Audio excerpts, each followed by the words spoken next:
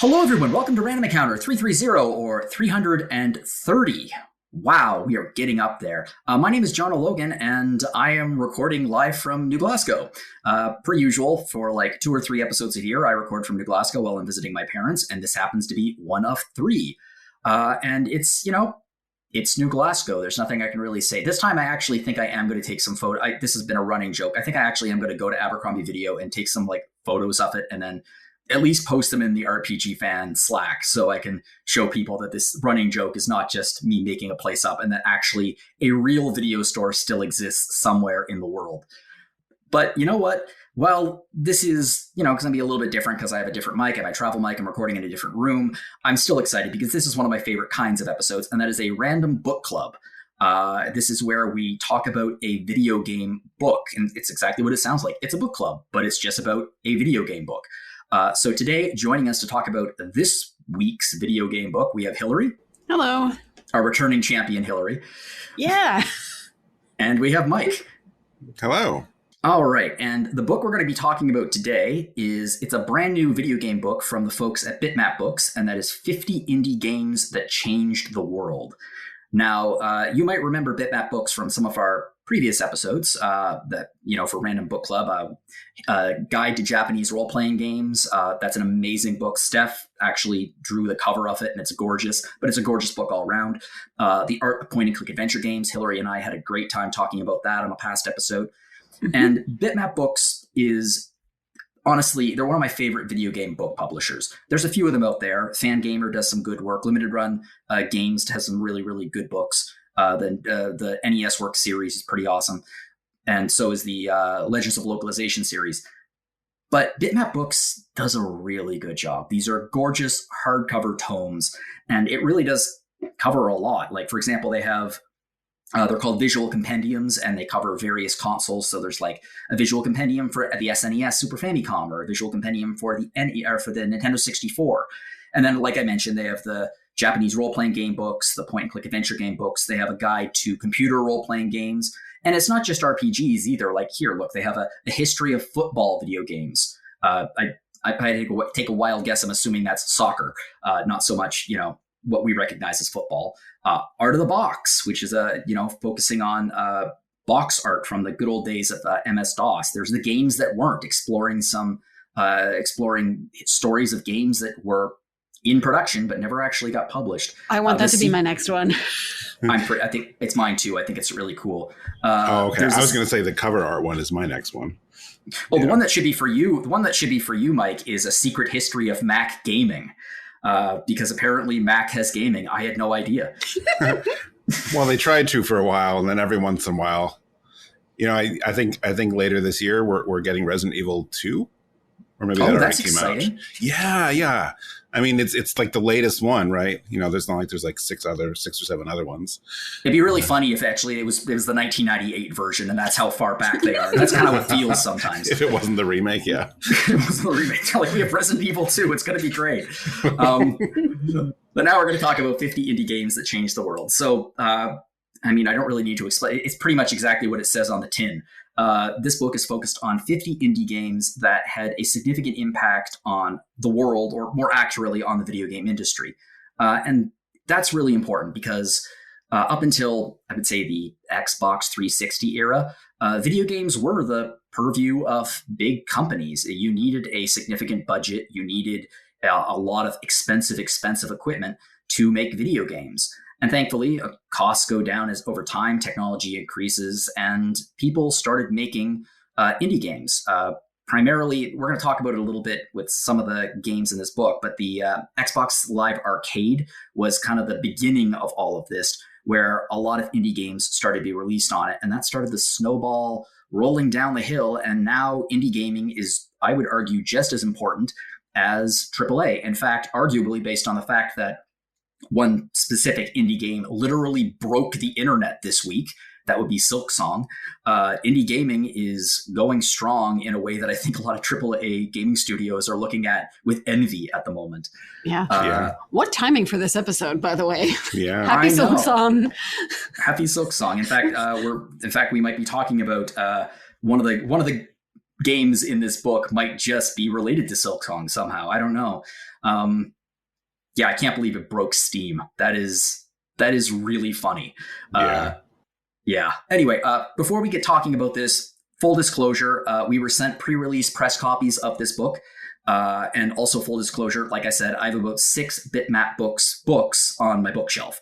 If I wasn't sent this one, I probably would have gotten it for Christmas. Amanda was actually irritated when I was like, hey, look what I got. And she's like, that was supposed to be your Christmas present. No. So no, it's fine. I'm assuming I'll get another Christmas present. I'm assuming she won't be like, well, that's that.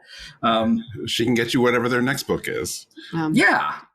I don't know if I want the one about fighting games. Not my thing. Good present for Solosi, maybe. So let's get talking about this. We're not going to talk about all of the games because, like I said, there are 50 of them. And there's also some honorable mentions in the back of the book. Now, we're not going to be, let me put it this way. We're not going to be super critical. However, this is a list, and we're talking about a list that someone else put together on the internet. So we're going to have some disagreements with some of the games on this list. However, for the most part, I think they did a real good job. There are some real good games here, and ones that did have a significant impact on where the indie gaming industry went after these games were released. So here's what I'm thinking. Let's just kind of do a round robin. So one of us, let's start with you, Hilary. Pick one of the games on the list, and let's just talk about it for a bit. Can I briefly throw something up before that? Just because it's from the introduction in the book, and yes. I think it's important. Because one of the first things I did when I got the book and looked through it and looked at the list and what was here, what wasn't, what's on the honorable mentions. I think it's important, and I'm glad that the author, Aaron Potter, put this in the introduction, specifically saying, this is not a list of the definitive or best indie games ever. It's really easy to look at a list like this and think that. He at least was very clear, I'm not saying these are the best.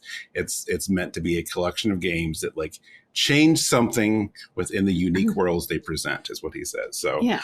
I think that's also just good for anyone to keep in mind. I'm saying it to remind myself too. Yeah. No, I agree. This is a matter of influence, not necessarily a matter of quality. Yes. Although to be fair, every game on this list is quality because if it wasn't quality, why would it have influence? Thankfully, Flappy Birds is not on the list. Let's put it that way. And arguably, that is one of the most influential indie games of the last 10 years. Oh, good point. No Flappy Bird, no Angry Birds. No. Angry Birds is another one. Okay, I will say this. Preemptively, this is primarily a list of console games. I think there's Monument Valley is on the list, so there is some mobile representation. But for the most part, it is console. Mobile games aren't really here. And that's a whole other conversation where the mobile gaming industry and the indie gaming industry and the AAA gaming industry are all separate little pockets of video games. But this is primarily console based. So yeah, there are going to be a few Angry Birds, for example, Plants vs. Zombies, things like that aren't on this list. And honestly, I don't really have very much to say about Plants vs. Zombies. It was fun when I would take the subway 15 years ago. There we go. That's fair. Yeah. And I will also just throw out there, it's easy enough to look at the titles and be like, that was influential. But I want to call attention to the fact that each game that we're talking about has an in-depth look. There is often concept art. There are some interview excerpts. There's a lot that goes into each entry that makes a case. So it's easy enough to kind of skim and talk about it, but I think they put a lot of work into kind of presenting each one. Yeah, it's what you would want from so many top whatever lists on the internet. And you don't get it. And so many times it's a screenshot and 2 sentences, but these are in depth. It's great. Yeah, one of my favorite things, like you said, one of my favorite sections of the book is Rogue Legacy. I love Rogue Legacy. I think it's an amazing game, but they show actual an image from the beta of Rogue Legacy, what the game looked like when they were originally working on it. And it looks nothing like what it eventually turned out to be. And I just find that stuff absolutely fascinating.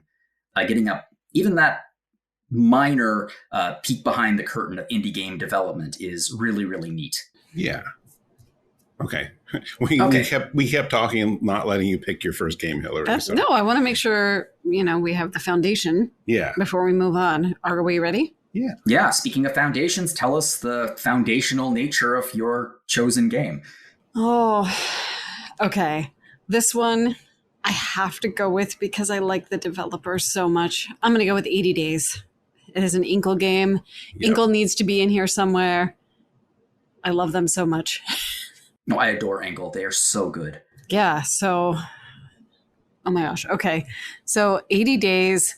I mean, also, since this is Random Book Club, I think it is a good first pick because it is a new way of looking at some of the journeys and some of the adventures in Around the World in 80 Days. So it's kind of like... It is, in fact. I've heard of it. And it's just so cool to look through the article and see kind of one of the foundational concepts with Inkle that maybe I could have guessed, but I didn't know until the quotes from them in here is they want to create experiences that are kind of like reading. They really want to go for that literary kind of storytelling feel, which I think is neat. And I think this is an early project of theirs that really demonstrates that. And just to read through and see the way that they expanded the roots and the world and made so many different branching narratives and choices based off of Around the World in 80 Days is just really, really cool. I agree. One of the reasons I love Inkle is because they basically incorporated scope creep into their ethos, where it's like, how could they possibly have come up with so many completely unique pathways that, like, honestly, 80% of players, 90% of players are never going to see, and they do it every time. Their games are so deceptively huge. Yeah, like I knew that to an extent before reading this, but like reading in here where they said they were going to do 25 cities worth of story, but then in the end it ended up being 169 cities. Like, you want to talk about scope creep, but I mean, that allowed them to like give you these different experiences every time and let you really choose what you want to do and just see where it takes you. It's so cool. Yeah, they genuinely take you around the world in 80 or more days. Likely more. Likely more, yes. Another reason why I love this in here is because Inkle, I feel, is one of the more unique indie developers working today, because while their games are very, very popular and they've developed this incredibly passionate fan base, so far they haven't had like a massive breakthrough hit like, let's say, well, Hollow Knight or something like that. But I don't think they need to. They are doing something very, very different, and the way they make games is very different. One of the things I love most about them is that they created their own gaming engine, basically interactive fiction engine. That was one of their earliest things, and they still use it, and it's still available today. So for like indie developers who want to create, I guess, literary works that are also video games, this is an invaluable tool. And I mean, what is more influential than allowing creators to continue to develop their ideas in a new engine? Yeah, it's just called Ink, right? Their tool. Yeah, it's Ink, which is a great name. Yeah. Right. I think it's a good solid name, obviously, Inkle, but and Inkle this was their first game, but like some of the games they've gone on to create, they adapted Steve Jackson's Sorcery series, which is essentially one of the most varied, advanced, choose your own adventure games I've ever played in my life. They're incredible. Obviously, two of my favorite games of the last 10 years have been Overboard and Expelled. Expelled being their latest game. I reviewed it a few months ago. I can't even remember. It was 2025. Might have been 2024. But an amazing game. And again, like deceptively simple. You think it's kind of like a literary version of Hitman, where you start. You're set in this boarding school, and everybody in this boarding school has a set routine. But instead of like walking around like Agent 47, you are like navigating through a map, and you have to figure out a mystery of some kind. And I'm not going to spoil it, but it's an amazing game. And as you peel away the layers, just more and more layers are revealed to an absurd degree. Yeah. And I'm actually surprised at their capacity to be kind of social experiences too, because they are so expansive and because there's so much hidden depth to it. It's very easy to talk to your friends and be like, oh, this is what I saw. What did you see? And I don't think I've laughed harder at a game in recent memory than I did at my best friend from Colorado playing Overboard, because he got a rare scenario that I don't think I would have gotten, where he was trying to poison someone and forgot which cup had the poison and drank his own poison. It was great. That is amazing. And exactly the kind of experiences you can expect from these folks. Like it's just so full of just possibilities. And the freedom is incredible. The freedom is especially incredible considering that it's mostly text. Right. But no, I'm a giant fan of this. And it's literally the first game that's talked about in this book, coincidentally, and I think it deserves to be there. I mean, to be fair, it's in alphabetical order. So it's not like it deserved it because it's the most influential game. It starts with a number. Yep. Okay, Mike, where do you want to take us now? Okay, look, we all know I'm going to talk about it at some point, so let's start with Stardew Valley. Yes. Okay. Yep. Is that what you knew? Yeah. There are two games on this list that I thought you were going to go to, and Stardew Valley is one of them. Oh, what's the other one? It is number, without spoiling anything, 7. Oh, geez. Okay, hang on. I'm already on the Stardew Valley page, now I got to go back. Oh yeah. Oh yeah. Okay. Well, that'll be another one too. Yeah. Maybe Hilary can do that one.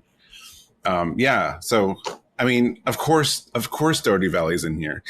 I think Stardew is interesting, like especially after going through the whole book, because there's a lot of games in here that, and it's another thing I think to keep in mind with this book. Like, not everything in here like invented their entire genre or what they're doing. You know, there's no one's denying that Stardew Valley wasn't influenced by Harvest Moon. Like that's just a well-known fact. But it's really interesting now that it's just the ideas that he put into this game and what the game has done and how it's taken off, that now you see farming games come out all the time. And now they're not like, oh, this is like Harvest Moon. Like everything is now compared to Stardew Valley at this point. And you can really see some of the influences like in the new like Story of Seasons. Yeah, like it's influenced the entire genre. So like he did such a good job that it didn't just influence future farm sims, it influenced the follow-up games of the things he was inspired by. Yeah. Right. So I mean, I've seen several interviews with him, so like I don't think I learned a whole lot like that I didn't personally know, but like what's in this book is very fascinating. Like it is really great. You know, he said there was no satisfying modern analog to Harvest Moon that I could find, so I just decided to make one myself. You know, Harvest Moon wasn't really a prominent series anymore, at least not as prominent as it is now, or as this whole genre is now. So I don't want to go so far as to say like Stardew Valley was like single-handedly responsible for like revitalizing interest in it, but I don't know. I mean, we weren't seeing like indie farming games before. Now it's just like, if it's not a farming game, it's another kind of indie adventure or something with farming in it. Like it's really just changed the whole face of that. And in the book itself, like I think only once or twice I've seen some like really early screenshots. And I love that those are in here, like prototype screenshots of the game where it was like really, really rudimentary. The Sprout Valley logo is so goofy. I love it. Oh yeah, its original name, Sprout Valley. Yeah. And the original screenshots look a lot more like, well, it looks a lot more like Harvest Moon than the actual game does. I think one of the things I love most about this game, for it existing, I've played this game. I played quite a bit of it. Farm sims never clicked with me. I don't know why, but I did. The game was so damn good that I was engaged despite myself. It's that if you removed the title Stardew Valley and you removed the other, you know, Harvest Moon and the Story of Seasons games, and you just all context of all the past, and you put a gun to my head and said, is this a future entry in the Harvest Moon series? I would be like, of course it is. Like, it perfectly advances all of the mechanics, everything that the original game for the Super Nintendo was trying to do. This game advances, perfects, and introduces whole new concepts in a way that just feels, I don't want to say effortless, because clearly the amount of effort that went into this game is remarkable considering it's literally one guy doing it. But it feels effortless in a way, if that makes sense. Yeah. And this isn't the first time we're going to be seeing a one-person team. Right. No. But also a timely selection, because I believe we just heard that he is still working on it and there's going to be another expansion.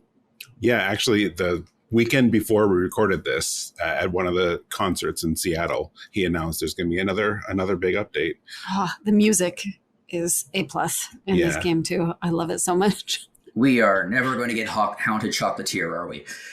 He's still working on that too. Like, we don't know how extensive it is, but if he's calling it 1.7, those 0.1 updates on Stardew are pretty major. So we'll see. Mm-hmm. What Stardew Valley kind of reminds me of, and actually this is a better parallel than I thought.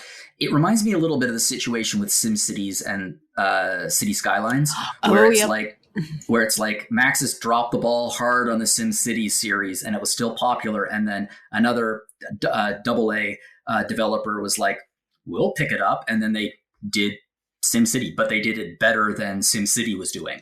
And that's kind of what Stardew Valley feels like to me. Yeah, I think that's true. I mean, I don't know that that's the case now that Stardew is like 9 years old. I think it being there has raised the bar.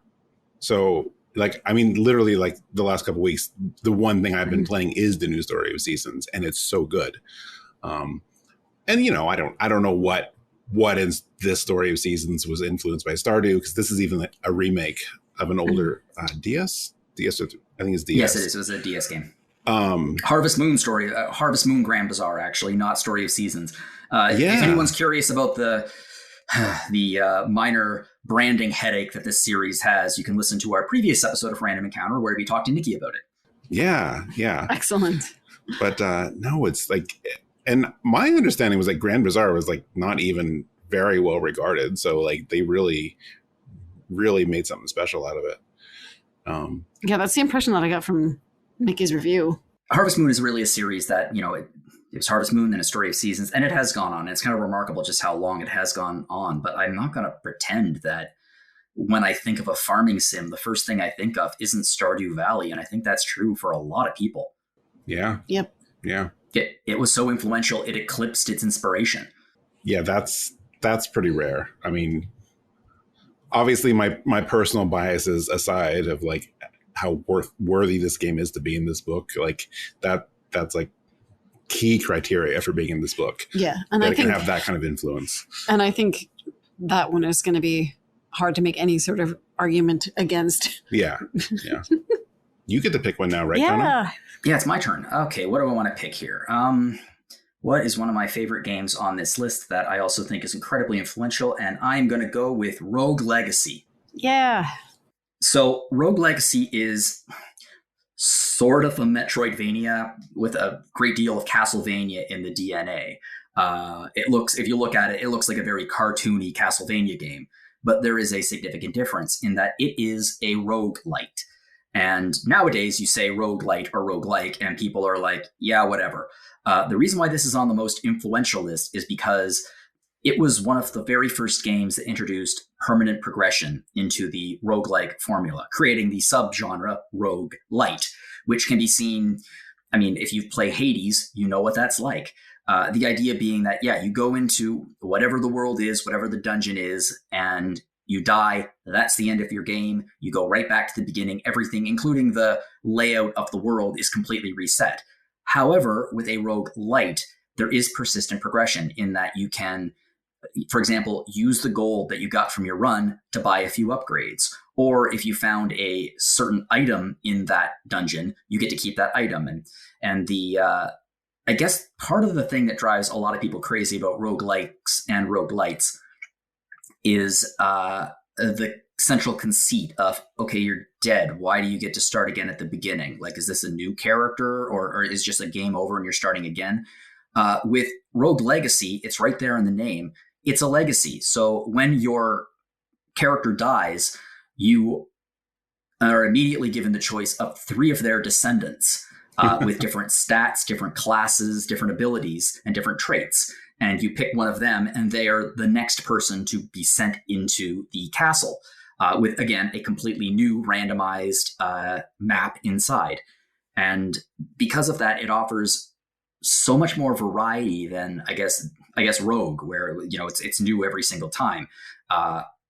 And something like, well, let's say we'll talk about it a little bit later, perhaps, but Splunky, where it's you go in every time and you have to master the mechanics. It's not the upgrades that push you forward; it's your ability to just get better at the game. This does force you to get better at the game, because Rogue Legacy actually is a pretty damn challenging title. But there is that progression that makes you feel like you're advancing to something. And I just adore it. I'm looking at this. It came out in July of 2013, which is, I don't know if you two feel like this, but I met Amanda. Amanda and I started dating in March of 2013. And sometimes dating timelines and video game timelines and just the sequence of reality timelines get all muddled up in your head, because I swear to God that I played this game years before I met Amanda. But it's impossible. I played it after I met her. And that's really weird to think about, that this game is as old as our relationship. But just as dear to you? Maybe not that dear to you.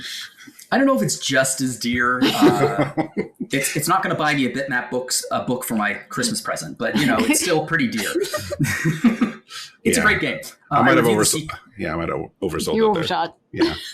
I reviewed the sequel. I think it was an early access review. I think it was the last early access review we did, because I wrote it and I was like, I don't like doing these. I would prefer to do a preview of these rather than do a review of the early access. But I did do an early access review of Rogue Legacy 2. Which was good. The full version was even better. But there's something very pure about the first one. I just love this game. I think it's terrific. I actually still have not played it, even though I think I've played enough roguelike games now that I probably would like it. At the time, I was, 12 years ago, I was not familiar with them. And I had heard it was good, but I never really got into it. But now, having played other ones like it, I would like to try it. And like we said with Stardew, and like you said here, it's like it was so influential. Like there's so many games that either are roguelites or at least have some kind of element of it now. It's just become so huge. And to think that it basically started here that long ago is really impressive. Yeah, roguelikes and Metroidvanias are the two genres that get shoved into everything nowadays, and RPGs too, obviously, just because the three mechanics are so useful for character progression and to give you a sense of moving forward, which is really funny when you think about, because the whole point of roguelikes was that you don't have any character progression. You start again at the top. And that's why this game is so darn influential. It's because it came up with the idea of utilizing that structure, but with persistence. So yeah, I think it's a terrific game. If anyone out there is looking for a really good Metroidvania-ish game, it's not a Metroidvania, but it's a Metroidvania-ish game. The map looks like Metroidvania. Give it a shot. Or if you want to play it, play the sequel, because the sequel I think is just as good, and it pretty much advances everything that this game did, just does it better and kind of incorporates some of the ideas that have been introduced in the 12 years since, or I guess 10 years since when it was released.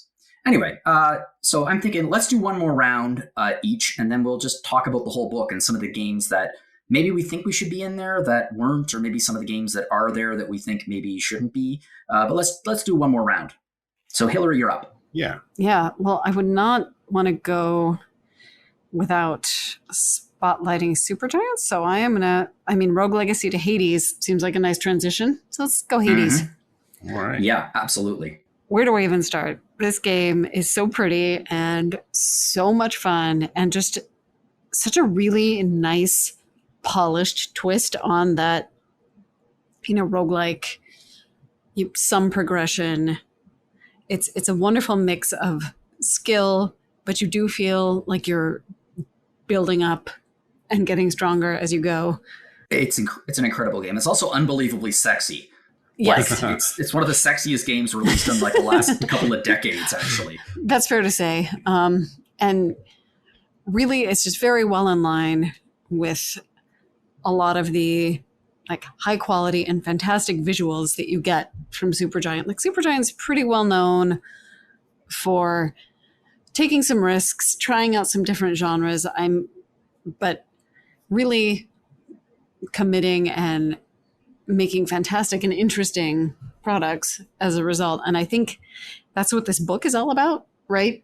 Just the idea that what makes indie games and these indie games so great is that creativity, is that space to be able to take risks and tell unique stories and try strange mechanics, all those things.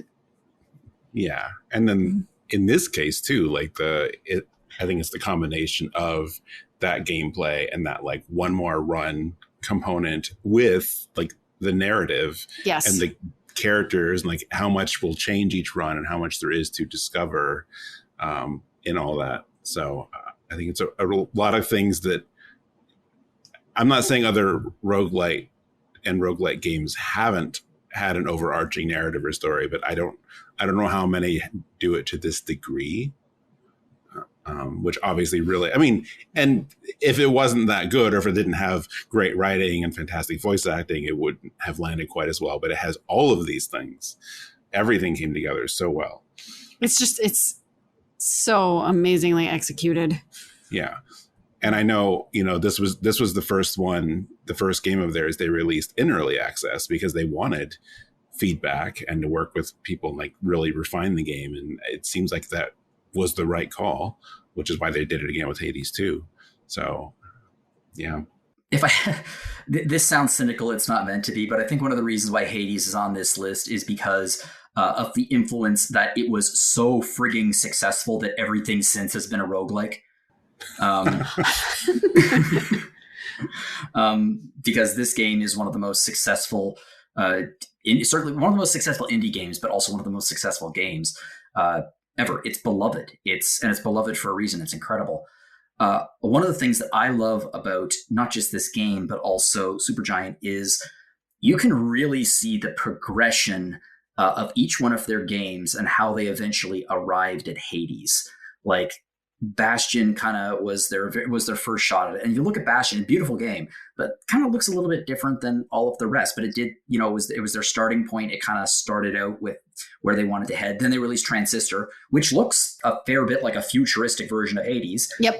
Kind of perfecting that kind of combat that we find. Then Pyre, it was a 3-on-3 basketball game, which is amazing. But also it really refined those kind of characters and that brand of storytelling. And then they took all of it together and then they made Hades.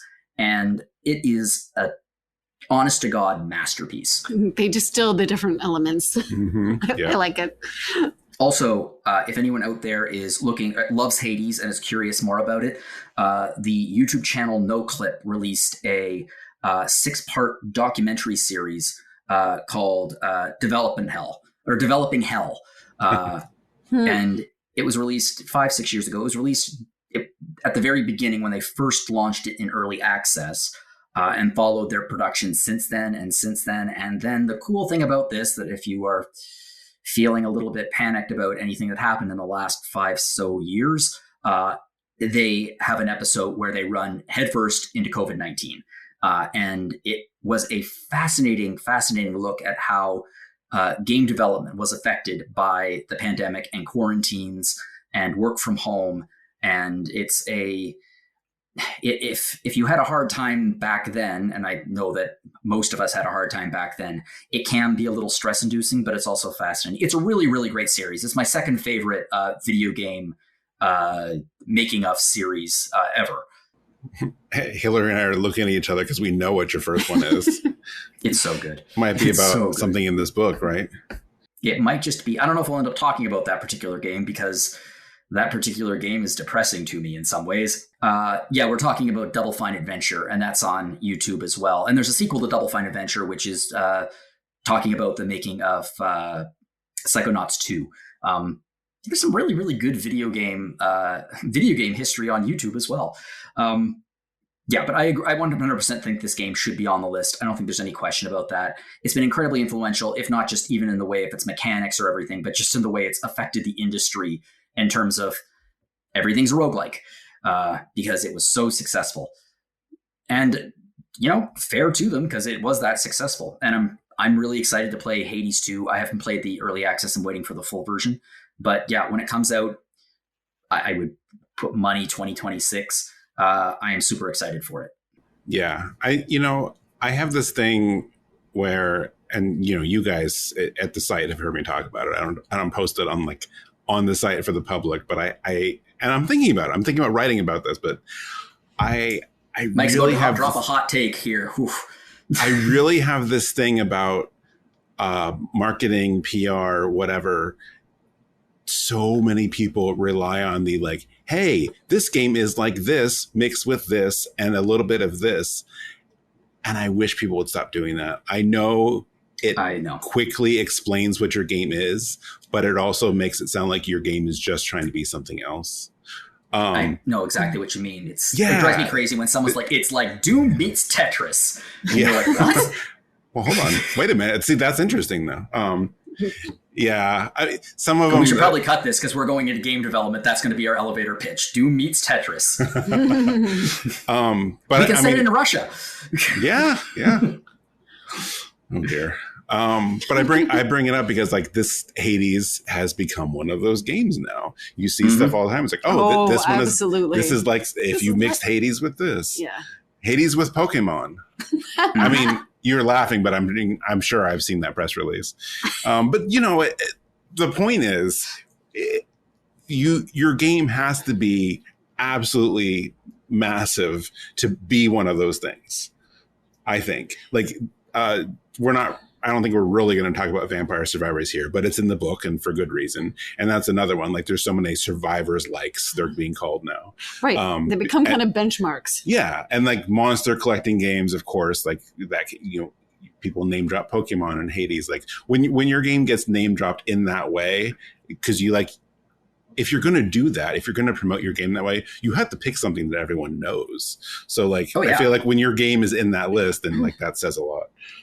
Well, there's a few games on this list that need to be on this list, so much because they're brilliant games. They are, but it's because they were so foundational to the indie gaming movement. For example, Fez is on this list, and Fez absolutely should be on this list. Yeah. Or for example, Limbo, or certainly The Binding of Isaac, Undertale 2, which maybe we'll talk about. I don't know what your pick is going to be, Mike, but these games were very foundational to the whole ethos of indie gaming. And without them, some of them releasing on Xbox Arcade, like we wouldn't have the indie gaming scene as we do today. We just wouldn't. Yeah. I mean, that's true. Anyway, your shot. I was going to pick Coffee Talk, but now you're making me think I should pick Undertale. You can choose anything you want. If there are lots of podcasts that talk about Undertale, believe me. I mean, that's true. That is true. Okay. And you do love Coffee Talk. I do love Coffee Talk. I guess it was one of those things where I know how much I liked it. I mean, Hilary and I both, because we played it together. Maybe I underestimated how influential it has been.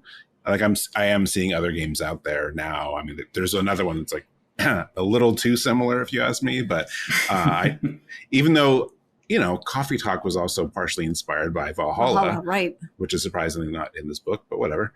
But I think the key with Coffee Talk is just the environment and the mood and everything that they created with it, which I think, and it's funny, it's not talked about here. So maybe this is more of a personal thing. I think all of that is very important to be able to have that atmosphere and have those characters that mean so much to you, and to create this cozy space that, like, there is some gameplay. Of course, you're making the drinks, but it's mostly a visual novel. It's mostly about the story and the characters. But also the fact that this came out in early to mid 2020, at least for Hilary and I, was very, very important, because to have this game, along with, not an indie game, but whatever, Animal Crossing New Horizons, those games both came out at just the right time. Yeah, those were comfort games. We needed comfort games at that time. So that's not the only reason I love Coffee Talk, because we played the sequel years later when we didn't. Whatever. We always need comfort, right? Yeah, but I feel like that timing provided an opportunity for a very particular kind of shared experience with it, because the thing that really makes Coffee Talk stand out, I think, is it's minimalist but extremely effective. Your character basically expresses themselves. There aren't a ton of decision trees or anything like that, but you express yourself by making the drinks. Yeah, and those are your decisions. Yeah, and by listening to what everybody is requesting, which is actually a little bit novel. It's really reflective. That, and it does the thing that I think a lot of good fantasy does, in that by setting it in kind of a modern setting, this like alternate fantasy Seattle, it gives anyone playing it room to reflect on societal issues, but in a non-threatening way. Yeah. I mean, I think that was like one of their goals, right? They didn't want to like shove it down your throat or like really like, hey, look, this is a metaphor for this thing. Right. We're referring to this thing. Like, yeah, I think that was important. And we have to, if we're going to be talking about this, we got to talk about the music too, right? Mm-hmm. I mean, it's Jeremy Gendrew. Jeremy Gendrew, the in-game name of Andrew Jeremy. I somewhere we talked about this. I think it was on Rhythm Encounter when we were talking about music, but I love that they did that. That they make a certain amount of sense, yes. Put the actual composer in here, switch some letters around to make him a fantasy version of himself. And then they like really went for it in the sequel. They make him a character. Like never seen. Right, but the musician character is collaborating with him and all nervous about it in the second game. It's really funny. Yeah. What's interesting too, going back a minute about the making drinks being your decisions, you know, that's Coffee Talk's equivalent of like branching dialogue in other visual novels or adventure games. I'm pretty sure, correct me if I'm wrong, but like when we played through the first time, we got like one or two like drinks wrong, and we got to the end and we're like, okay, well that's the end, that's fine. But didn't we have to go back and like replay certain days to see the proper ending, which totally recontextualizes like certain characters. Yep. It was really neat. So there is a point near the end of the game where you can review your choices, shall we say, and change them. And I think in our kind of casual playthrough where we were just like enjoying the cozy vibes, we got the opportunity to do that and redo a couple things, and it changed a lot.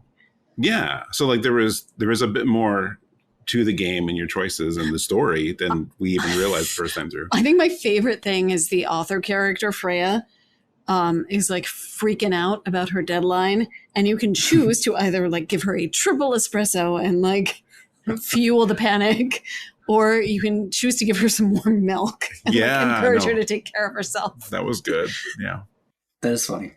I think one of the major impacts this game had would be specifically on the cozy formula, because a lot of games, there were games like this before, and there have certainly been games like this after, but this is one that really set a tone for a lot of indie games that are, some people would take this in a derogatory way. It is absolutely not meant. Soft edges, if that makes sense. Like there's something about the art that doesn't feel like mean or angular. It feels very comfortable and nice and cozy, for lack of a better word. And including the werewolf and the vampire. Yes. Oh yeah. Oh yeah, totally. Like it's that kind of game, but also, again, it's a time where kind of everybody needed a little bit of coziness, if that makes sense. And it really did hit at the right time for that. Oh yeah, for sure. I'm really happy too that it keeps going, that we're like sometime probably later this year. We have the third game in the series coming out. Yeah. Coffee Talk Tokyo. Yeah. And I think it's also worth pointing out, like the studio is, carrying on the game's legacy despite the original creator having sadly passed. Right. Yeah. I think that's another mark of like, they really feel like they created something special here and they want to keep it going. It's a really tragic story that's involved in this game, but I'm very, very glad it's kept going. I mean, it does, obviously, it has to have a significant fan base and a significant amount of support to have lasted 3 games now. And yeah, I think Tokyo is going to be really cool. I look forward to talking about it on the show. Me too. Oh, did I just sign myself up for that episode? You may have just signed yourself up for that episode. I mean, like I'd have to force you to be on it. Yeah, right. Okay, I'm going to pick a game now. Let's see what's left here. I'm torn between 2 games. I don't know which one I want to choose. Actually, 3 games. Damn it, there's a lot of good games on this list now that I'm looking at. I know. What are the 3? 32, 35, and 37. Ooh. 35. We don't cover that one. We're talking about a book. I think you should do 32. I know you and Hilary really like that one. Yeah, let's talk about 32. And actually, I do have not a bone of contention about this, but I will say I'll have a couple of thoughts about it. Number 32 is Return of the Obra Dinn. Now, Obra Dinn is a fascinating game for several reasons. It is a detective puzzle game. And after it was released, detective puzzle games sort of exploded in popularity, which is a good thing because I love them. They're one of my favorite genres. Everything from the Golden Idol series to there's a cozy detective game coming out in a few weeks. But Return of the Obra Dinn is unique. Lucas Pope, who is generally considered to be one of the most influential and frankly brilliant game designers of the last couple of decades, decided he wanted to create this. Actually, he didn't even know what he was doing at first, but he wanted to create a 1-bit 3D first-person game. 1-bit being like, well, exactly what it sounds like. There's 1-bit. There's black and there's white. There's no shades of gray. It's just black and white. And normally you'd see that like on Macintosh computers back in the very, very early 80s, late 70s. And he took that and he beautifully translated it into 3D in a way that does not make your eyes hurt. In fact, it makes your eyes sing in places. It's so gorgeous, despite the fact that it's literally 2 colors. That's it. And I mean, right off the bat, the visual presentation is shockingly good, stunning. But then you get into the gameplay and the gameplay mechanics, and it is equally stunning, where you are I think this might be probably the best game where you play an insurance processor in the entire world. You literally work for an insurance company, and that's why you're there. The whole point you're there is this ship, the Obra Dinn, after 4 years of being missing, just kind of arrives to a port, and there's nobody on the ship, but there are quite a few dead bodies. So you are dispatched to this ship to try to figure out what the heck happened, so you can give out insurance claims to the families of the people who died. And you have a magic stopwatch. Why you have that is explained later in the game, depending on the ending you get. But when you walk in front of a body and you click on the stopwatch takes you back in time to hear the last 30 seconds of that person's life. So you hear the audio of what happened. And then at the end of the audio, you see a still frame in 3D of the moment they died. And you can explore this environment. You can explore the area. And by exploring the area, you can gather clues about who these people were, what they were doing at the time. And by doing this repeatedly, time after time after time, you start filling out your little insurance book, starting to identify who each person who died is and how they died. And the brilliance of the game is it does require deductive leaps of logic and faith in some cases, where if you put one down, it will not tell you if it's right or not. It only happens in series of 3s, I believe. So you have to come up with 3 right answers, and when you get those 3 right answers, they lock into the book. So brilliant mechanics, brilliant story, brilliant acting in these cutscenes. It's an amazing game. It's stunning, and it's a really, really fascinating mystery. What happened to the Obra Dinn? Where do these people go? And as the story unfolds and you get deeper and deeper into the ship, it gets to some dark, interesting places. The only beef I have with this being in the book is that I think that Lucas Pope's first game, Papers, Please, is more influential than this is. It could be a coin toss. Like, there's an argument to go either way. But the fact of the matter is, this gentleman created 2 of the most influential indie games period of the last decade. Mm-hmm. This came out in 2018. It's really quite a shocking achievement, and he's still working, so we'll see what else happens in the future. Anyway, I think this game is amazing. I just love it. You mean there aren't a slew of people trying to replicate the 1-bit graphics? I mean, his latest game was a Playdate game, right? Which by necessity also has black and white graphics. I forgot. I can't think of the name of it offhand. Mars, something to Mars. Yeah, I can't remember if that's being ported off of the Playdate at some point or not. But yeah, I don't think it is. I think everything on the Playdate is I think everything on the Playdate is exclusive for quite some time. There's one. Oh, really? Just recently, like Panic just recently announced that they're like making like a DX, like really like going back to Game Boy days, like a DX version, one of their adventure games, like making like it looks like a Game Boy Color game now on other platforms, which is cool. Oh, okay. Mars After Midnight, and we reviewed it too. So if you're curious about that, there is a review on RPG Fan. Yeah, but I think here, hang on. I don't want to say all that and be like, I don't know what the game is called. Ratcheteer, okay. Yeah, there was a Playdate game called Ratcheteer, and Ratcheteer DX is coming to PC, Mac, and Switch. Oh, nice. In color.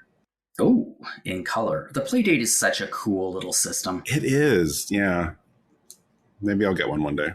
Yeah, I think everyone says maybe they'll get one someday, and then eventually it won't exist anymore. What are your experiences with this game, Hill? So I did not play it for a while. I think, maybe 2022. I'm trying to remember exactly when I played it, but I remember just being very, very, very absorbed. And once I started kind of making the connections, I just wanted to keep going. Was your first time playing it with your friend? Mm-hmm. Yeah. So you guys were playing it together and like brainstorming on what did what. Like I think that's a really cool way of playing the game too. Oh, that's awesome. Yeah.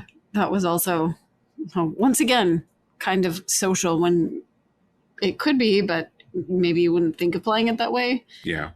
But no, I also, the other thing I remember about this game that you kind of hinted at, Jono, is just like some of the surprising things that happened to the Obra Dinn that kind of come out of nowhere as you start piecing things together are entertaining. And just because of the way it's presented, it hits so well. It does what Mike, I think I've brought this up on the show before, and I bring it up constantly because it's my favorite narrative technique. It's what Ghostbusters does, which is it introduces a very benign situation. Like they're professors at a university. Then it introduces like a common haunted occurrence where it's, there's a ghost in a library. And then you get to Slimer in the hotel, and the stakes keep getting raised and raised and raised so slowly that by the end of the movie, you believe that there is a giant marshmallow man walking around New York City. Yes. Yes. That's kind of what this game does in a weird way, where it starts out so benign, where there's a mutiny. And there's like, okay, the captain fought off a mutiny, and it's very basic. Yeah. And then by the end of it, I'm not going to spoil it, but it's like, what the hell is going on? What happened on this ship? I love that too, with like what you said earlier, Jono. I mean, this is from the book, a lot of the conversations and interview stuff with Lucas Pope. He talks about that, how like, he says, I'm going to quote again here. It's like, he says, I didn't go in with much intentions on design or mechanics or things like that. It really started with the idea of making a 1-bit 3D first person game. So the idea that he's like, he didn't have a very specific goal and just it kept evolving.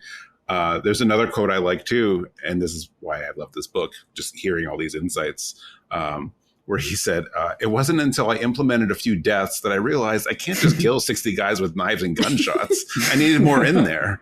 So like, I'm thinking of this quote as you guys are talking about this, and like how just things keep escalating and getting stranger and stranger. So like, that must've been like just a really fun experience to make, not to mention play. Yeah. To be like, okay, how weird can I get with this? I need to raise the stakes here. We can't be two mutinies. Yeah. That's actually it's my favorite way to write anything fiction or a play or a script of any kind. I like going in with a concept and then just starting to write and see where it goes from there. It's such a delightful way of discovering what happens yourself as you go, and that seems to be like really a core part of his own design ethos. Yeah. I mean, I don't fancy myself a writer, and I don't write a lot for the site these days, but that was also how I went into one of my last Final Fantasy XIV music reviews. I knew there was one song that I was like, this is the reason I'm writing this review, and this is everything to this game and this soundtrack. So like, that's all I had. I'm like, it's about this. And then I'm like, let's see where it goes. And I think it turned out pretty well, but I'm like, it was all based around that one small thing. And it's so fascinating to get the stories like this from this book. just the different points at which these ideas started, because, you know, in this case, it's graphics. And then in other cases, it's other things, coffee talk. It was kind of an idea of like being reflective and listening and coziness and connectedness, and just seeing all the different ways in which the games were kind of built on top of those ideas. And I think going back to the theme of like indie games being important and kind of distinct from AAA, but also very influential, is the fact that they have that space to kind of indulge that creativity. You know, they don't have a lot of the constraints or pressure. Another cool thing about this book that I find is, based on the ones that are selected here and in the honorable mentions, which we're going to get to in a moment, you can really see the DNA of influence in this. You can see how, like the games I was talking about before that I didn't pick was Shovel Knight and Splunky, but you can literally go Splunky to Rogue Legacy to Hades. Like, you can see the steps of influence that get to certain games. Or you can go like, Dear Esther, Gone Home, What Remains of Edith Finch. Mm-hmm. And I like that you can like see what games led to other games. Yeah, I mean, we've been raving about this book and what's in it, but it's not just the fact that it's a gorgeous book, and it really is a gorgeous book. It's also the fact that there is a lot of information in here from the devs and other folks who worked on these games. And it's just they're just fascinating stories. I learned a lot about some of my favorite games from this book that I didn't know that I could learn new things about these games. And if you are the kind of person who likes that, and you are the kind of person who likes to take a look at like concept art and early versions, this book is a treasure trove for you. I could not recommend it more. That being said, there are okay. Let's get to this. We're on the internet. We are people talking about video games on the internet. People want to hear us bitch and complain about something. So we're not going to bitch and complain that much. But there are a few games on this list, and there are a few games in the honorable mentions that I really do believe should probably be switching places. And I'm just going to pick one of them right now. And I feel so bad about this because I feel like I'm picking on them, and I do not mean to pick on them. Number 34 is Sea of Stars. I like Sea of Stars. I played it a few months ago. I reviewed the DLC for the site, and I really like the devs. They're Canadian, so obviously I'm super biased there. But why is it on the most influential games list? Like, I would argue that there are lots of indie JRPG style games that have been released in the last, I don't know, 15, 20 years that are more influential than that. For example, off the top of my head, Cthulhu Saves the World, for example, from Zeboyd Games, or even Breath of Death 7, or like more recently, Chained Echoes. I don't quite get why that's there. I feel like a better game to have had on this list would have been their first game, The Messenger. Yeah, it's tricky though, because like I think both of them there's something similar about them where like you have The Messenger where it's like, oh, like let's modernize Ninja Gaiden, like let's do a new Ninja Gaiden. And I think in the Sea of Stars entry they even have a little comment about that, right? How they showed the game to like creator, director, someone on Ninja Gaiden. They're like, oh yeah, this is great.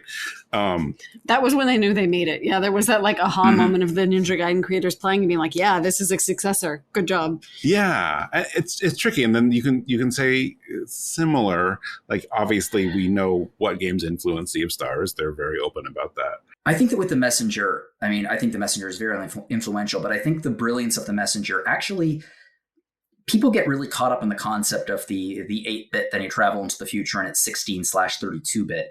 But I think the brilliance of The Messenger actually comes out of the fact that, yes, it is a successor to Ninja Gaiden, but then it takes an NES platformer and then recontextualizes the whole thing going backwards as a Metroidvania. Like, that is a hell of a magic trick they pulled off. It's just it's magic how they do it. And then you play it again and you're like, oh, wow, this was a linear level, like dozens of linear levels that I played through. And now I'm playing through them backwards and it's a frigging Metroidvania. That's incredible. Okay, forget what I said. You're right. That should have been in here. Yeah. That's a very convincing case. To say nothing about the shopkeeper, who I absolutely adore. And I mean... Oh, God, yes. I also think we are in a very unique position here at RPG Fan to have a good, broad knowledge base of both the inspirations and the other similar things with similar inspirations that have come out. Yeah. And, Sea of Stars was good. Yeah. For sure. But ultimately, I have to agree. I think it would be one that I would probably swap. Yeah. And this goes back to what we said early on, like what's in the introduction. Like, this is not a list of great games. And I feel so bad saying it. Like, if nothing else, like so many of these things, like saying they're influential or they change the world, like at the very least, I feel like Sea of Stars is too new to know that. Like it's still current. Like the DLC just came out. I'm like, did it? And like that's not a knock against it. I'm just like, I don't know that it did. I think what they pulled off is impressive. I think it's a lot of fun, but like I don't know, like. Maybe it's just the recency thing. I'm like, I'm not sure why exactly it's there for that reason anyway. Yeah, I think so too. But anyway, let's take a look at some of these honorable mentions, because I know, Hilary, you especially had one or two on this list that you're like, why isn't it on the real list? Yeah. Understandably so. Which was your first one? Oh, yeah, never mind. This one. Disco Elysium. 100%. I will fight for Disco Elysium and Kim Kitsuragi. It's hard to explain if you haven't played the game, just why it's so influential, but really both like on a personal level and on, if we're going by some of the criteria that we've already mentioned about how it's influenced other developers and how, are other games citing it as inspiration. Disco Elysium has all of that. Yeah, you can't overstate. No matter how you look at it. Yeah. It's amazingly influential, especially after the voiceovers and after they released the update, the director's cut. It's just such incredible storytelling. I think the way it adapted D&D style, dice rolls essentially, to make a game that, I know you can punch people, but like a game that lacks combat traditionally you'd find in a RPG, in a CRPG, is just genius. Yeah, it really ends up being more about the conversations you have and the skills you build up that really influence your entire playthrough. And there are a number of different ways things can go. So many times when you were playing it, you would turn to me and be like, oh, I just said this and then this happened. And the one that I'll never forget is when you turned and said like, well, the city is talking to me now. I'm like, what do you mean? What do you mean the city itself? And you're like, like, okay. I can hear the voice of the city. Yeah. Yeah. It's so good. And I'm going to plug our retro episodes because that will show you just why this probably should be on the main list. Everybody was floored and everybody had a slightly different experience.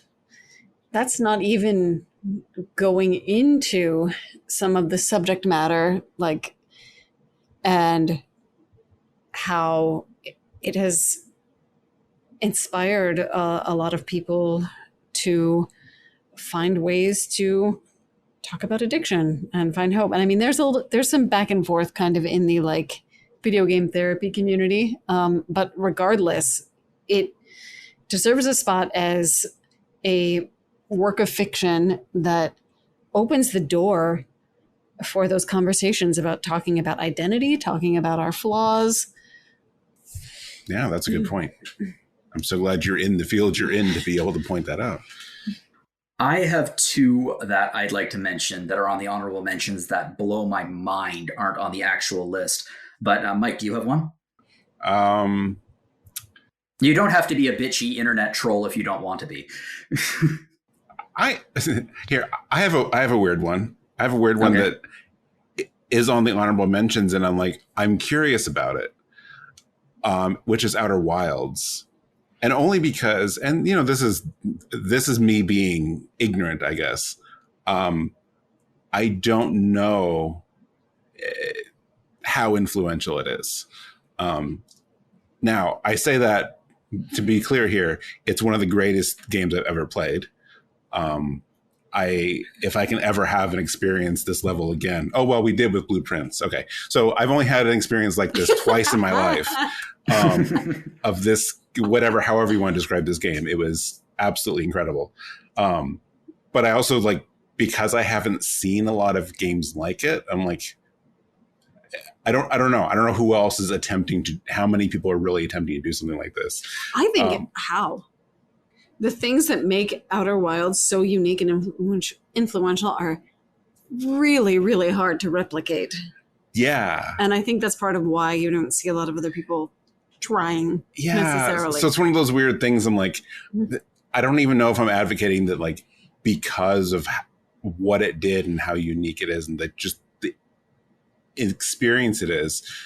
Am I saying it should be in the main book, or am I saying I'm not sure why it's here? I don't know. It's just interesting to see it here.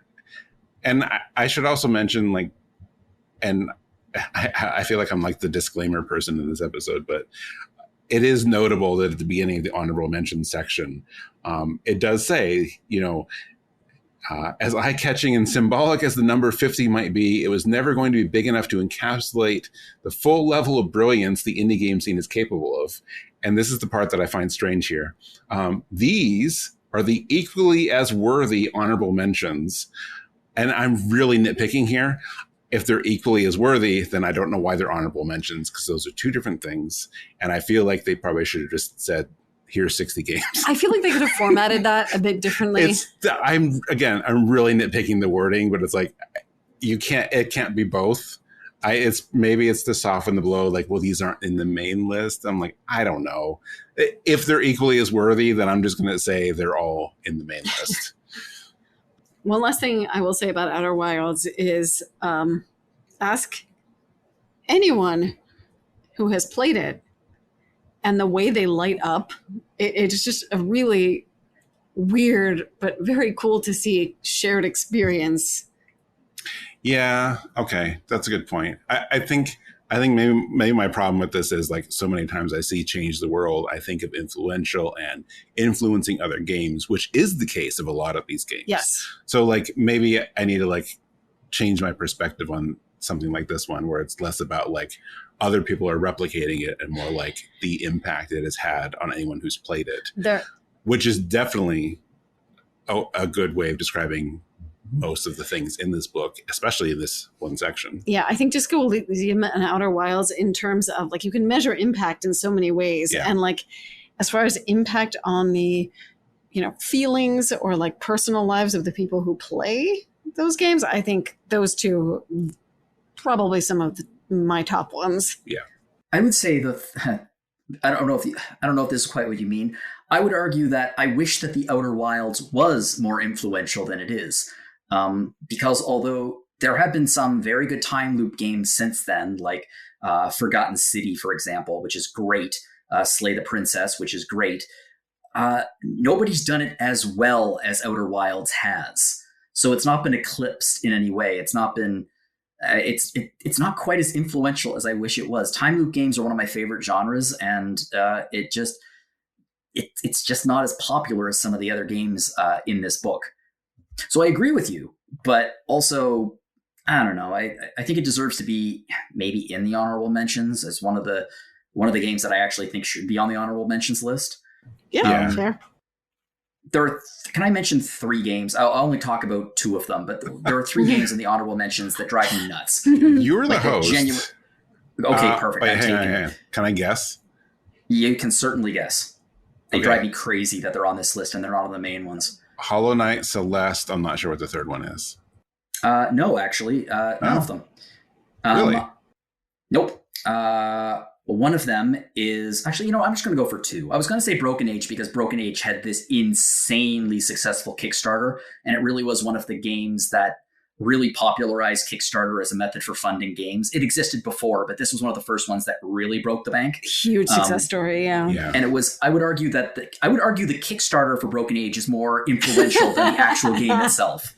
Actually, yeah, that's poor true. Broken Age, but yes. Yes. The two games that are on this list that drive me nuts, that are in honorable mentions and aren't on the main one. First one is Cave Story. Okay, yeah. If Cave Story didn't exist, I don't think this book would exist. Cave Story is not my favorite game in the world. I like it. It's not even close to my favorite Metroidvania. I don't even think it counts as a Metroidvania. People call it a Metroidvania. It's not. But it's probably one of the first examples that even remotely exists of an indie game as we would recognize it today, by a solo dev who released it like on the PC, and then it got some major traction when it was released on the Wii. But if it wasn't for this game, I don't think that indie games would have gotten. Eventually, the business would have gotten there. Eventually, the ball would have gotten rolling. But if it wasn't for this, I think it would have taken longer. It even says that in the book. I was reading that entry today, and I thought the same thing. I'm like, that's an interesting thing to point out in the book, that like much of the modern indie scene's attitude and ideals can be traced back to this game. And I'm like, it's odd. It's in this section. You're right. Yep. And the one that drives me the most crazy, if you're going to be talking about indie games that change the world, I'm going to swear, and I'm going to replace it with a chocobo because it deserves it. Why the is Minecraft in honorable mentions? We had that conversation hours ago. Yes. I would argue that Minecraft is probably the most influential game, period, probably of the last 15, 20 years. Ask anyone younger than us, and yes. Oh, yeah. Look at the box office of the terrible movie that got released. Actually, Hilary has a weird little factoid about that. Oh my gosh. Okay, I don't know if this is actually making it on the episode, but I got a strange text from my mom that was like, going to Minecraft now, and she occasionally autocorrects and typos, so I thought that was an autocorrect. No, my parents watched the Minecraft movie, and unsurprisingly, if you know my dad and his penchant for like weird, goofy movies and liking them way more than perhaps most people would, he really enjoyed it. I mean, this is totally ending up in the episode. That says so much to me. Like, I can't even think of Minecraft now without thinking how your dad liked the Minecraft movie. I liked it. Yeah. I mean, it does not surprise me that specifically Jack, I think it was Jack Black. Yeah. That got him. Yep. Okay, ignoring the fact that the game was released in 2011 and it sold for $2.5 billion 5 years later. Like, just that by itself is like, huh? But if it wasn't for Minecraft, is probably one of the games that is most responsible for games that I don't play, but a gaming culture online, for streaming culture. Like, if it wasn't for Minecraft, Fortnite wouldn't exist. Thanks, Minecraft. Like, surely, like another kind of arena-based shooter would, because obviously PUBG existed. But like, Minecraft is probably one of the most influential games ever, just because of how much it shaped the online gaming world. Actually, forget Fortnite. Roblox, too. Oh, yeah. Roblox, yeah. Oh, geez, yeah. Oh, my God, yes. Like, it was a game that let you build your own world. It dropped you in and said, I'm not telling you what to do, dig. And it did. And ignoring the fact that it, again, imagine that investment, 5 years from a indie game to $2.5 billion purchased by Microsoft. That's insane. Yeah. But like, even ignoring that, if Minecraft didn't exist, I don't think that internet gaming culture would exist as it does today. I don't know whether or not I'm blaming Minecraft for that, but undeniably influential. I mean, yeah, I hate quoting the book itself to prove your point, but like the first line on the page describes it as the poster child for the level of global success and cultural impact an indie game can achieve. It's hard to overstate the phenomenon Minecraft has steadily grown to become. Yeah. So it's like, it's very strange. Like, I'm not a fan personally. I haven't played it. And honestly, for me, it's the fact that it is essentially just, I say in quotes, a sandbox game. I've really grown to love Dragon Quest Builders because it is the building, but I like the narrative component and the other gameplay. You need a little structure. I want the structure in those things. Yeah. And then I go off and build my own stuff anyway. But yeah, like that absolutely would not exist without Minecraft either. Like, it's so huge. Mm-hmm. Yeah. I realize I'm being totally bitchy about it too. But no, I mean, it's very strange to describe the game that way. And for it to, even if it didn't say that, like, we all know how big it is. Here's the thing about there, like, again, there are a few games on this list that I'm like, eh. And there are a few games in the honorable mentions that I'm like, eh.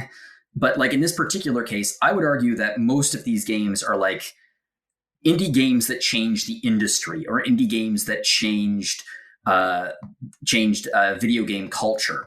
But Minecraft is genuinely, in my opinion, the indie game that changed the actual world more than anything. Yeah. Mm-hmm. The only, and I can't take credit for this. Like, I think you said it first, Hilary, when we talked about it earlier today. We have a theory that, like, is there, or did I say it first? Is it because Microsoft bought it and now it is no longer an indie game? Did that disqualify it for some reason? I mean, it doesn't cross some threshold, like cross some barrier it doesn't say somewhere. That, yeah, it doesn't say that in the book. I'm like, but it still started that way. So, like, I don't know. Let's go with that. Sounds like perfect. I'm using that to rationalize it. Okay, yeah. If that's the rationale, then absolutely, that's fine. It is a good way to rationalize it. Yes. I was going to say, side note, about the like streamer, like video game watching culture, but that is 100% the reason why Amnesia: The Dark Descent is on there, and I love it. Amnesia: The Dark Descent, again, can go back to the DNA of Dear Esther being a walking simulator, and then from walking simulators came horror games where you can't actually fight. Yep. You can't actually do anything. For example, like Soma, arguably a walking simulator, but also arguably a horror game. Also, seriously, one of my favorite gaming experiences I've ever had. I adore Soma. But yeah, there's like, one of the things I like most about this book, like I said, is you can see a lot of connective tissue between the games. And that's cool to me. Yeah. Anyway, this book is absolutely lovely. I've been talking it up. And look, arguably, you could say, oh, they sent us a free copy. We have to say this. Look, again, this would be on my shelf within like 4 months if they didn't send it to me, because I love the work that this company does. Bitmap Books does amazing, amazing video game books. And I can't recommend this book enough. And I can't recommend pretty much all of their output enough. Yeah. And I really think that the last little segment we did probably like underlined that too. It's like, no, we're not just here to market the book. Like, we don't need to. Like, it really is a great book. I mean, everyone's going to have opinions on what should or shouldn't be there. It's like, oh, well, why is this here? Why is that there? Like, and that's fine. Like, it's going to happen. Like, that's why it's so important to consider that it's not meant to be a list of the 50 best. Either way, like we've talked about and all the stuff we've covered, and we only covered like a handful of the 50. Yeah.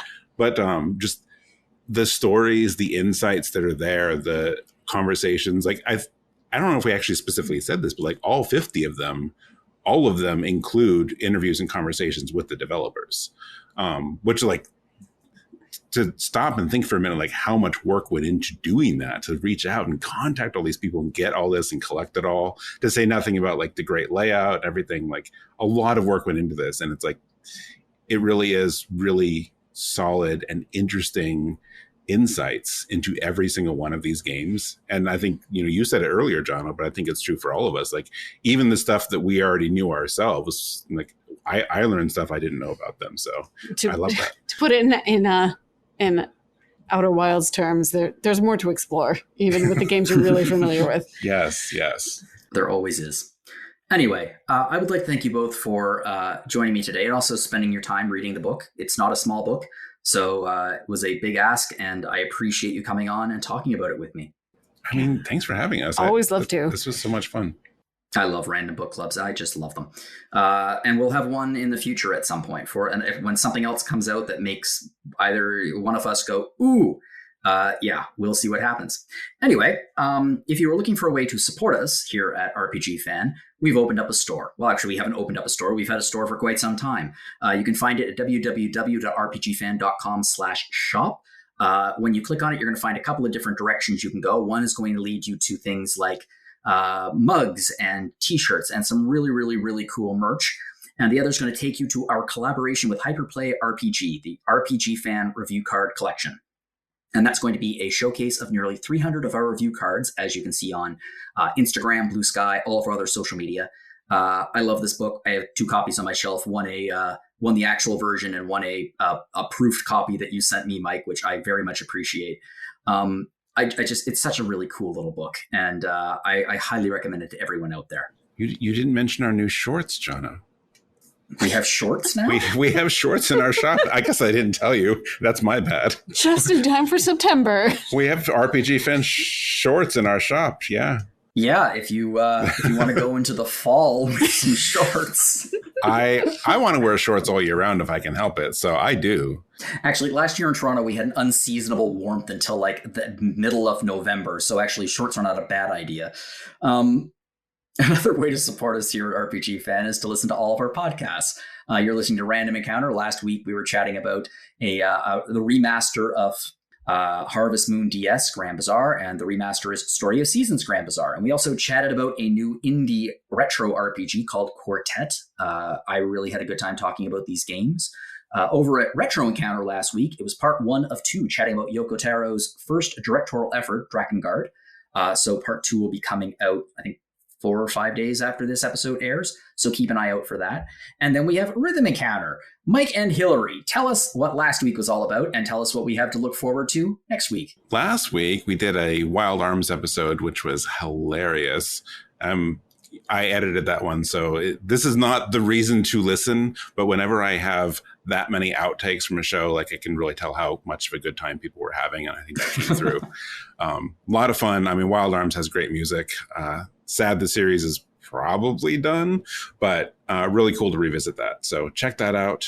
And then in a week after this episode goes up, we are doing an episode on Final Fantasy XIV, because it's actually been four or 5 years since our last Final Fantasy XIV episode. And since there's been probably hundreds of tracks released since then, we figured we better do another one. Yeah, as I understand it, you could basically do an episode of Rhythm Encounter for every single new expansion that's released. I have honestly, if I had the time, I have toyed with the idea of doing a spin-off Final Fantasy XIV only podcast. There's that much music about it on it. Whew. I'm not going to do it, but I want to. Oh, there's no reason you couldn't do like a little mini series of episodes. It's tempting. Yep. So that might be something to look forward to in the future. If you'd like to get in contact with us here, you can fire us off a message to random@podcast@rpgfan.com. I'd love to hear from you if you have any ideas for future episode themes or discussion questions, which obviously we didn't have today because basically this was an entire episode of discussion. Anything you'd like to share, fire us off a message. Love to hear from you. If you'd like to send me an email, you can do so at my email, jlogan@rpgfan.com. And you can also find me at jonologan.bluesky.social. And there are 2 other people on here. Hilary, where can we find you online? Yeah, the best way to reach me is my RPG Fan email, which is hilary@rpgfan.com. And Mike? And email for me too, mike@rpgfan.com. If you enjoyed this podcast, please share it with your friends. You can review us on pretty much anywhere you listen to your podcasts. And again, Mike and Hilary, thank you so much for joining me tonight. It's a Saturday night. Thank you for giving me your Saturday night. I really appreciate it. Thanks for having us. And sorry, Toby Fox, we still love you, but I guess we spotlit Lucas and Conservative today. Yes. I mean, I think, you want to know what? I think Toby's going to be just fine. Yeah. I don't know why. I have a feeling about it. I think so too. But, if people want to read about Undertale, I mean, we're encouraging people to check out the book anyway. Actually, there's a whole Legends of Localization book on. We cover that in another podcast episode. Yes. So we've done an we did entire another book. random book on that. Yeah, we did. That's cool. So, if you want to listen to that episode, you can go back and listen to that episode. And there will be a link in the description directing you to purchase this book. So to everyone out there, whatever you're reading, have fun.